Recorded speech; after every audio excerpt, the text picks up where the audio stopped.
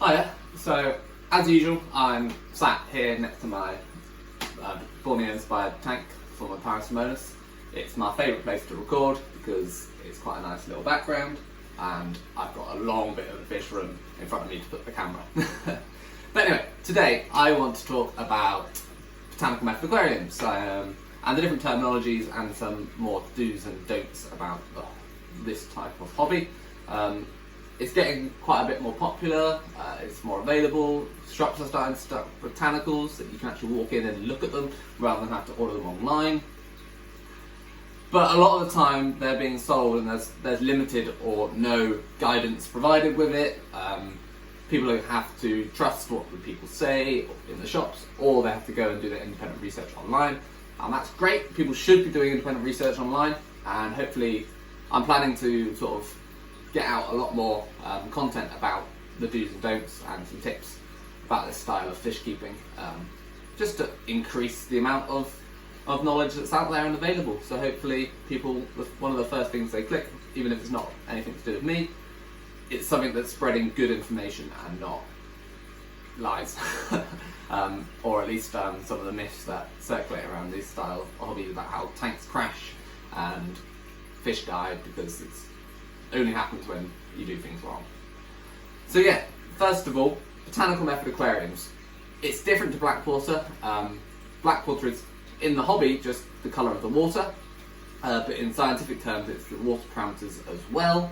I won't go too into that since there's some good information already out there about what the definitions of blackwater are, but yeah, it's much more than just the colour. You need the colour, you need the low pH, you need negligible hardness in terms of general and carbonate.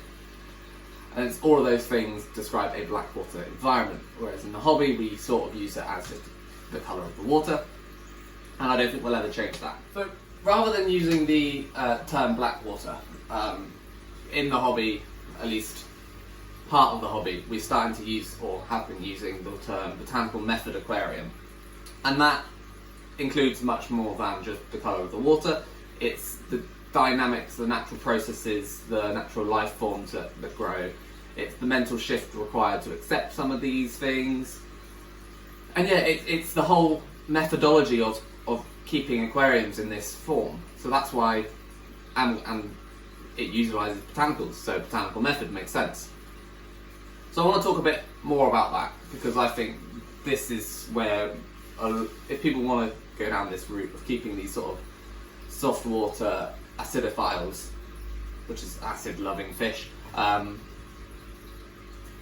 yeah, sort of what we need to think about and start doing, and some of those mental shifts that we need to make.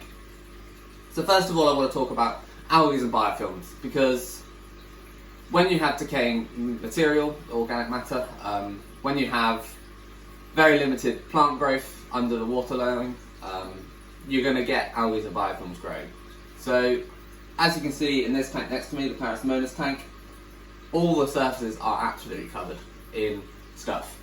Be that algae, be that biofilm, be that moulds and fungus.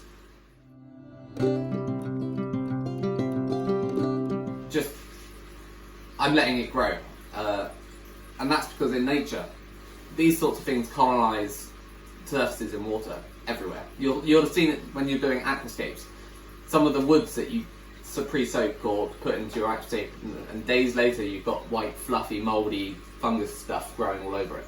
That's normal, and by all means some people will go in, they'll grab their toothbrush, which is here, and they'll scrub it all off, do a massive water change to get rid of it and get it out. But generally it comes back anyway. And then you stop cleanup crew and they eat it. And that's exactly the point. They eat it. This stuff is sort of a great food source for so many species. Your shrimps, your snails, your otocinclus, whatever species you're stocking in there will probably consume bits of this decaying matter. So yeah, this is why I'm letting it. This is why in botanical method aquariums we try and we use it, because it's part of nature, and it completes that sort of the cycle of life within the tank, and lets natural processes continue like they would do in the wild in the aquarium.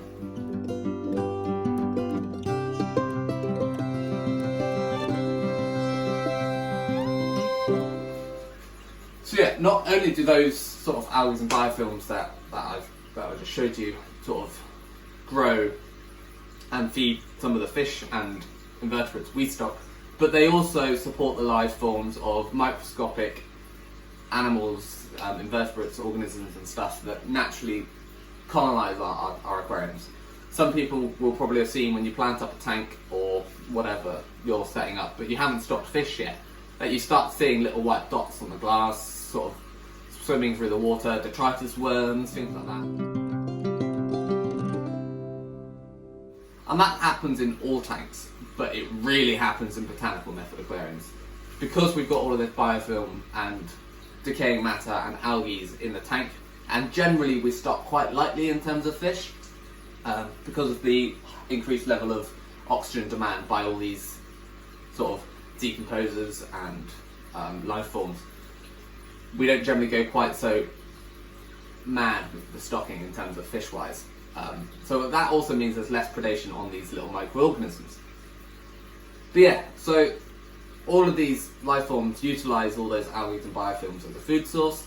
They then grow and reproduce, and they then feed our fish. And that is exactly what's going on in this tank. Like I've talked about, these fish don't get any other food, and I mean they're just here at the front.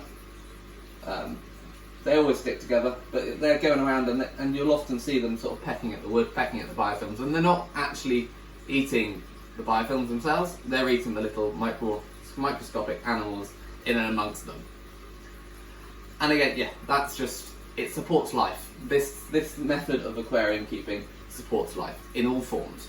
Be that the fish, be that the worms, be that the plants, it provides food source and nutrition to all of it. And yeah, so accepting all these things, leaving leaves to fully break down, because that in itself is a different food source for a different microorganism. It's all part.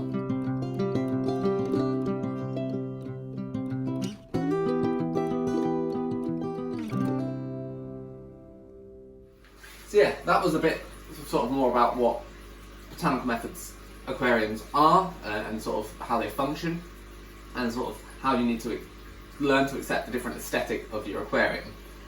I want to now talk a little bit more about sort of what you should be doing when setting one up. So first of all, it's great to look at nature for inspiration. By all means, you can look at other people's tanks, you can get inspiration from other people's tanks, but there's no better source than Mother Nature for inspiration. She does things correctly and naturally, and there's no better way of getting an aquarium to look more natural and to be a focal point of your home or fish room than going to the source. So when placing botanicals in an aquarium, you've got a few options. You can go in and put botanicals in exact places, or you can let nature and the water decide where they end up. So in this tank, for example, there's two larger seed pods, which I've actually placed underneath the sort of root effect wood, under there and under there.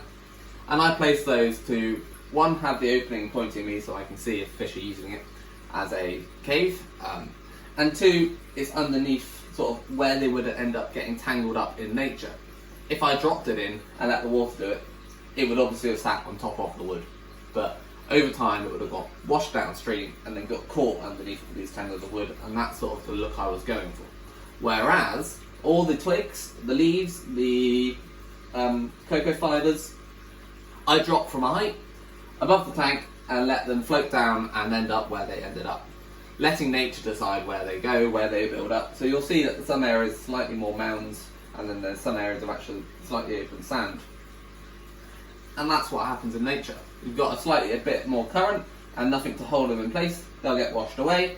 When there's areas of sort of larger, heavier items that can't get moved, they accumulate more. And that's a really good way of making your tank look a bit more natural. Otherwise, you can, like I did with the pods, do that with all botanicals. You can place them in the correct parts of the tank to make it look natural, or to make it look aesthetically pleasing for you, to keep your composition, rule of thirds, all those sorts of things correct. You can do that, but you just need to take into account where they're going to end up. Having a big area of open sand and just one leaf in the middle of it, that's not going to happen in nature. There's going to be if If it's somewhere where one leaf can settle, lots are going to settle. But typically that wouldn't be in a patch of open sand. It's normally between rocks, between wood, on the banks of the river, and not on the main channel. Those sorts of things. And yeah, you can sort of scape a tank to allow areas where these things to accumulate. Around the bottom of plants, if you're going to use plants in a botanical method aquarium, they act as traps for all of this material. So yeah, it's a good idea to sort of think about the placement, or don't think about it at all and let nature do it for you. And then going sort of before even doing that, we want to talk about where's the source them from and what sort of process you need to do to prepare the botanicals. And now, so first of all, sourcing them. Lots of places you can buy them from now, depending on what you want. It's a good idea to go to somewhere that gives out information at the same time as selling the botanicals. You don't want to just buy it from someone who is selling some botanicals on whatever website that they're using, and the information is either not there at all or very clearly just copy and pasted from a random Wikipedia entry or similar. They're clearly not putting effort into understanding the process themselves, and they're just trying to make some money. And that isn't great, because they're probably not cross-checking the information that they're giving out, if they are giving any out. It might be wrong, they're not going to care, they just want a sale. And they're probably also not checking the quality or risk of the botanicals they're sending. If they're shipping in some imported leaves from wherever they're getting, let's say Indonesia, they may not be putting the effort in to test each batch to make sure that they are safe for fish, make sure that they are free of chemicals and pesticides and all that sort of nasty stuff. Whereas someone who's spreading good information, has a good policy in terms of what they recommend for preparing, can give you the source information, where they were collected, how they were collected. They're much more likely to have taken a couple of those leaves and tested it with even just some snails in a bucket and made sure that actually, yeah, there is nothing on these leaves that could kill our livestock. You can obviously collect your own botanicals as well. In the UK we've got plenty of species of trees that we can use. I use a lot of oak, use a lot of beech, magnolia, sweet chestnut I've used, that's about it. Palms, we get some nice palms down here in the southwest, you can use those as well.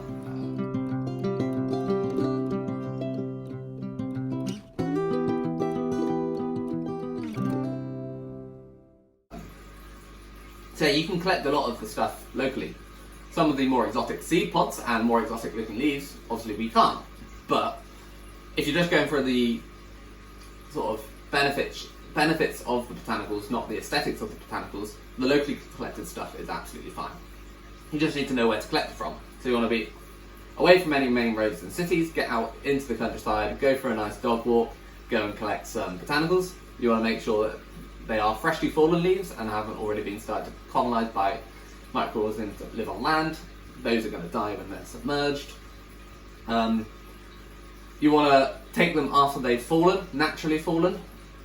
Trees that, the leaves that are still on trees still have some sort of sugars and stuff within the leaf before that they are fully reabsorbed into the tree and naturally fallen. And you want to collect from somewhere that you have permission and somewhere that they don't and never use chemicals. So pesticides, fertilisers.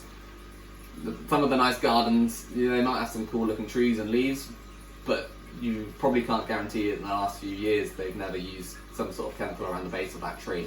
And if there were any on those leaves, then you might have problems. So you want to get out into some natural woodland. That's the best place because people don't generally use any chemicals out there. So yeah, by all means go out, collect stuff. It's great, it's fun, it's a day trip out to get yourself out in some fresh air and get some free botanicals for your aquarium. Preparing botanicals, it's good to inspect their relief for any signs of disease or pollutants. Obviously, it's a natural product. There's birds around that could be pooing on them. There could be molds and fungus growing on them that obviously isn't going to survive when submerged. So you don't want to use any of those sorts of leaves. Older leaves sort of start to decompose already, they're not so good. You don't know what's already on them, you don't know how many dogs have weed on them. It's just not very nice. So inspect your leaf, make sure it's a nice looking, clean leaf, I guess. And then rinse them, make sure any of that surface debris and chemicals are washed off. Obviously there shouldn't be any chemicals, but just in case, give them a good rinse. And then give them a really good boil.